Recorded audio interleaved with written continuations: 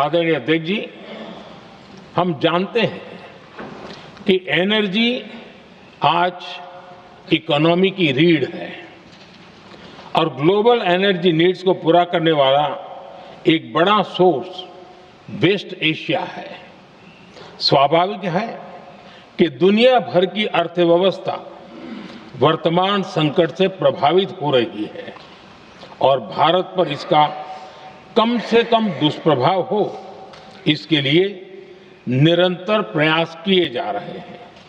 सरकार इसके short term, medium term और लॉन्ग टर्म ऐसे हर असर के लिए एक रणनीति के साथ काम कर रही है। आज भारत की इकोनॉमी के फंडामेंटल्स मजबूत है, इससे भी देश को बहुत मदद मिली है। हम हर सेक्टर के स्टेक होल्डर्स के साथ चर्चा कर रहे हैं। जहां भी जरूरत है उस सेक्टर को आवश्यक सपोर्ट दिया जा रहा है। भारत सरकार ने एक इंटर मिनिस्ट्रियल ग्रुप भी बनाया है। ये ग्रुप हर रोज मिलता है और हमारे इंपोर्ट एक्सपोर्ट में आने वाली हर दिक्कत का आकलन करता है और ये ग्रुप आवश्यक समाधान पर भी निरंतर काम करता है। मुझे पूरा भरोसा है कि सरकार और इंडस्ट्री के साझा प्रयासों से हम परिस्थितियों का बेहतर सामना कर पाएंगे। माननीय अध्यक्ष जी, एक बड़ा सवाल ये है कि युद्ध का खेती पर क्या प्रभाव होगा। देश के किसानों ने हमारे अन्न के भंडार भर रखे हैं, इसलिए भारत के पास पर्याप्त खाद्यान्न है। हमारा ये भी प्रयास है कि खरीफ सीजन की ठीक से बुआई हो सके। सरकार ने बीते सालों में आपात स्थिति से निपटने के लिए खाद की पर्याप्त व्यवस्था भी की है। अतीत में भी हमारी सरकार ने दुनिया के संकटों का बोझ किसानों पर नहीं पड़ने दिया था। कोरोना और उस समय के युद्धों के दौरान उस समय भी ग्लोबल सप्लाई चेन में डिस्ट्रप्शन आ गई थी। दुनिया के बाजार में यूरिया की एक बोरी 3,000 रुपये तक पहुंच गई, लेकिन भारत के किसानों को वही बोरी 300 रुपये से भी कम कीमत में उपलब्ध कराई गई। अध्यक्ष जी, देश के किसानों को इस प्रकार के संकटों से बचाने के लिए भी बीते वर्षों में अनेक कदम उठाए गए हैं। पिछले एक दशक में देश में 6 यूरिया प्लांट शुरू किए गए हैं। इससे सालाना 76 लाख मैट्रिक टन से अधिक की यूरिया प्रोडक्शन कैपेसिटी जुड़ी है। इस दौरान डीएपी और एनपीकेएस जैसी खाद का घरेलू उत्पादन भी करीब 50 लाख मैट्रिक टन बढ़ाया गया है।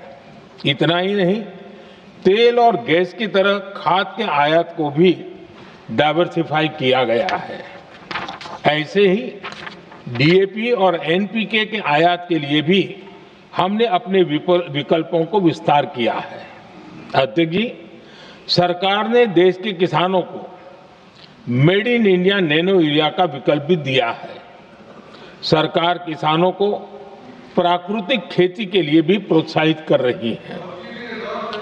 पीएम कुसुम योजना के तहत किसानों को 22 लाख से ज्यादा सोलर पंप दिए गए हैं। इससे भी डीजल पर उनकी निर्भरता कम हुई है। मैं सदन के माध्यम से देश के किसानों को विश्वास दिलाता हूं कि सरकार किसानों की हर संभव मदद करती रहेगी। आदरणीय अध्यक्ष जी, युद्ध का एक बहुत बड़ा चैलेंज ये भी है कि भारत में गर्मी का मौसम शुरू हो रहा है। आने वाले समय में बढ़ती गर्मी के साथ बिजली की डिमांड बढ़ती जाएगी। फिलहाल देश के सभी पावर प्लांट्स के पर्याप्त कोल स्टॉक्स उपलब्ध है। भारत ने लगातार दूसरे साल 100 करोड़ टन कोयला उत्पादन करने का रिकॉर्ड बनाया है। पावर जनरेशन से लेकर पावर सप्लाई तक के हमारे सभी सिस्टम की निरंतर मॉनिटरिंग भी की जा रही है और सरकार की तैयारियां उसको रिन्यूएबल एनर्जी से भी मदद मिली है। बीते दशक में रिन्यूएबल एनर्जी की तरफ देश ने बड़े कदम उठाए हैं। आज हमारी total installed power generation capacity का आधा हिस्सा रिन्यूएबल सोर्स से आता है। हमारी कुल रिन्यूएबल क्षमता आज 250 गीगावाट के ऐतिहासिक आंकड़े को पार कर गई है।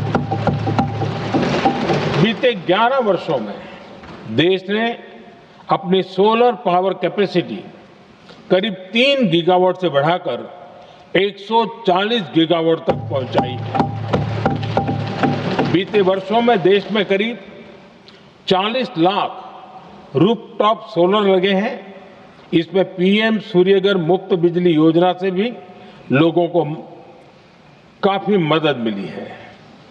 गोवर्धन योजना के तहत देश में आज 200 कॉम्प्रेस्ड बायोगैस प्लांट भी काम करना शुरू कर चुके हैं। ये सारे प्रयास आज देश के बहुत काम आ रहे हैं। सरकार ने भविष्य की तैयारी और बढ़ाते हुए शांति एक्ट माध्यम से देश में न्यूक्लियर एनर्जी के उत्पादन को भी प्रोत्साहित किया है। कुछ ही दिन पहले small hydro power development scheme को भी हरी झंडी दी गई है, जिससे अगले 5 वर्षों में 1500 मेगावाट नई हाइड्रो पावर कैपेसिटी जोड़ी जाएगी।